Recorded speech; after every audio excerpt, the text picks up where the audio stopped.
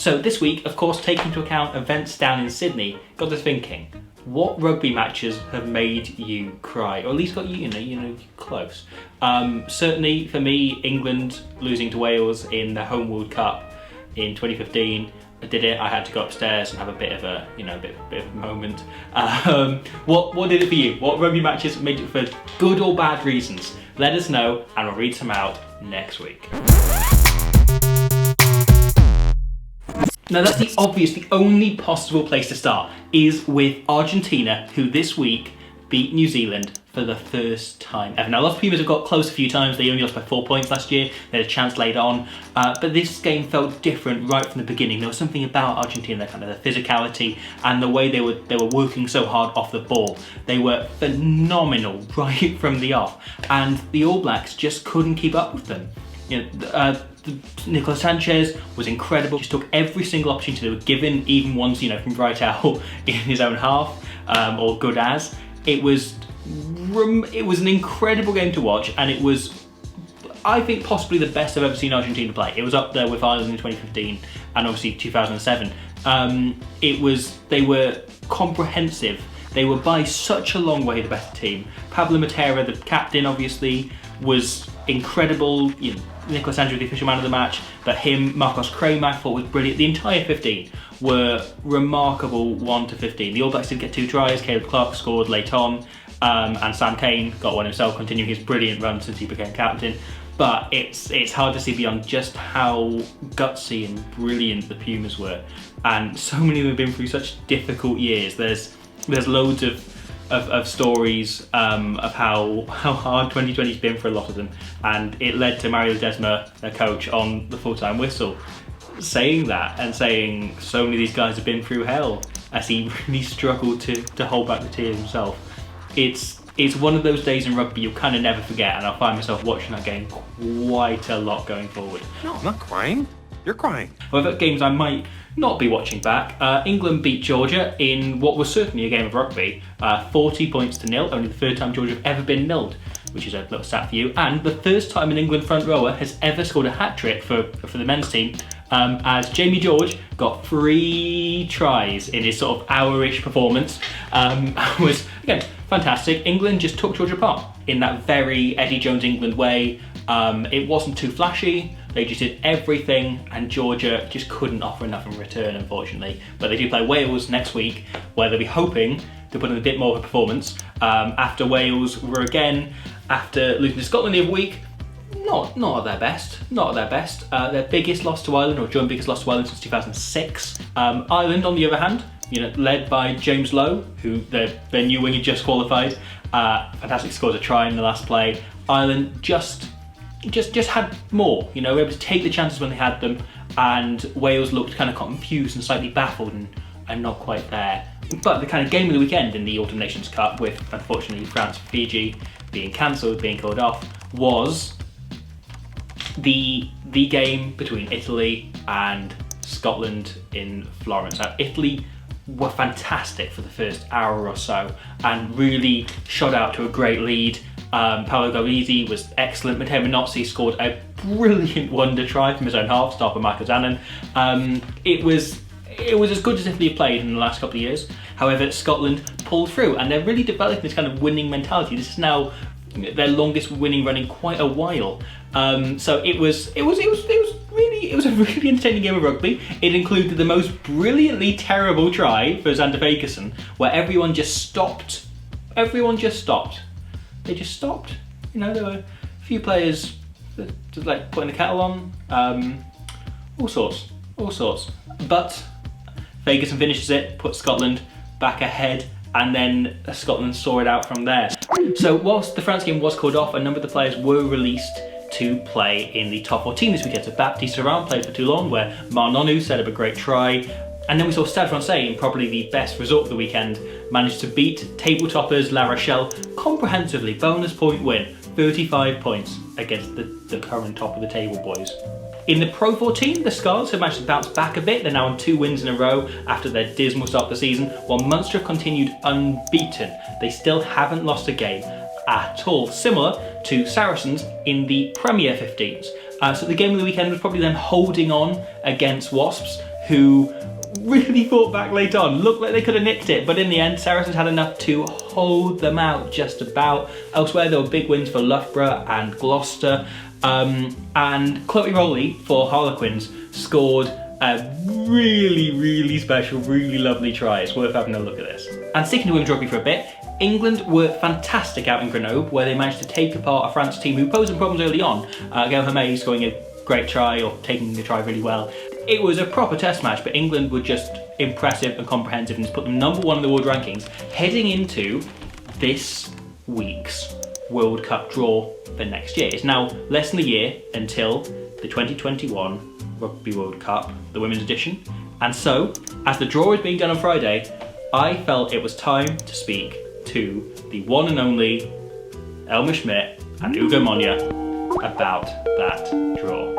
And I am now very excited to be joined by both Ugo Monye and Elma Smit. How are we doing? How are we both? Really good, thanks. How are you getting on?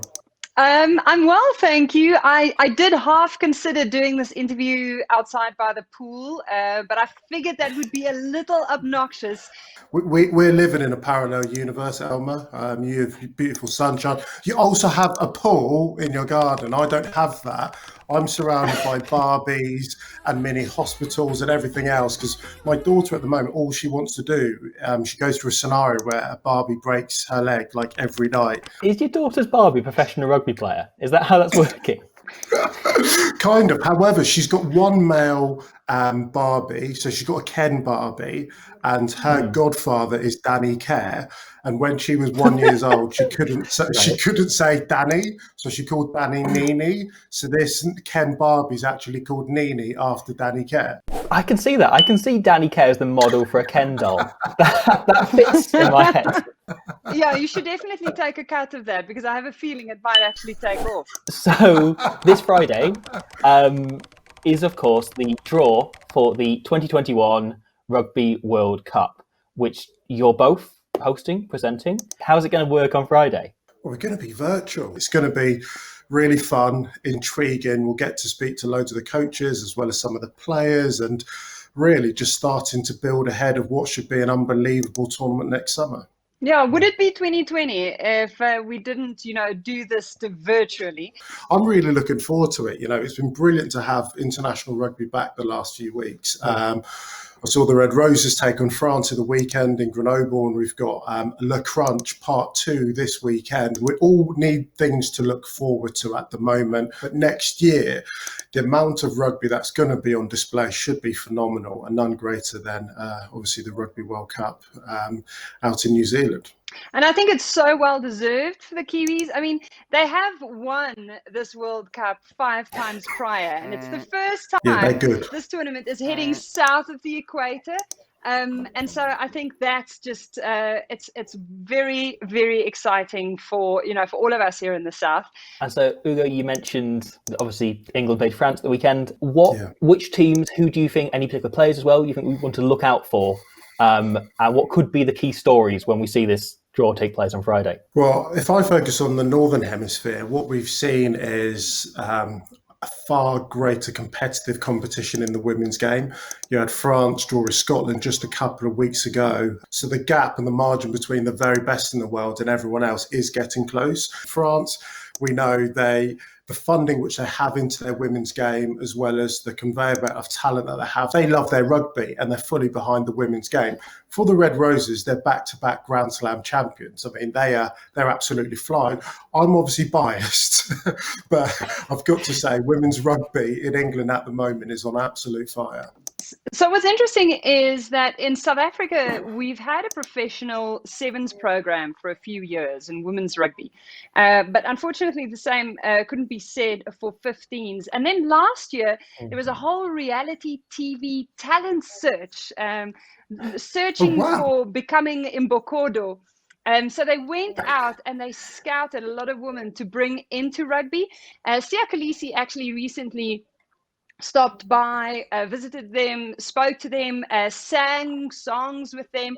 And it's really been cool to see how the men's reigning Rugby World Cup champs have come back home in the last year and really thrown their weight behind the women's program. something that we haven't seen widely supported in South Africa over the last decade or so, but something that has certainly seen momentum pick up. Never mind a Barbie doll. I think we need several statues of Sia Khaleesi. Where can people see it? When can people see it? So the draw on Friday morning, you'll be able to watch our coverage on all of the digital platforms, the World Rugby digital platforms. It starts at 7:15 in the morning, Friday morning, New Zealand time. But in South Africa, that is 8:15 Thursday evening. In the UK GMT time, it's 6:15 p.m. And if you go to any of the World Rugby digital platforms, you'll see a world map with times for you, depending on which time zone you fall into. So you have no excuse. That's brilliant. I'm very much looking forward to watching that, to seeing how things are going to unfold. Ugo, I finally do have to say, my mum says hi. She sends a love. She sends all the best. Ugo was pretty much my mum's favourite player on the 2009 Lions tour and has always held this massive kind of candle for him. I totally relate, because my mom had the same love you always had for Ugo Monye, for Bob Skinstad. And so we had a dog called Bob. There's no pressure on if you have to adopt a dog now. What I'd say to you is to speak to your mother. Maybe go to Battersea Dog's Home, go and foster a dog and call it Hugo. I will absolutely pass that message on, and I hope you're not too disappointed when she names it after Josh Navidi instead.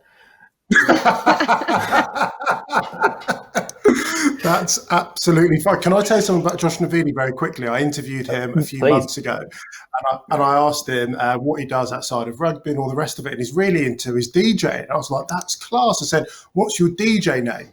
Best DJ name ever, Navici. Oh, Genius. that works.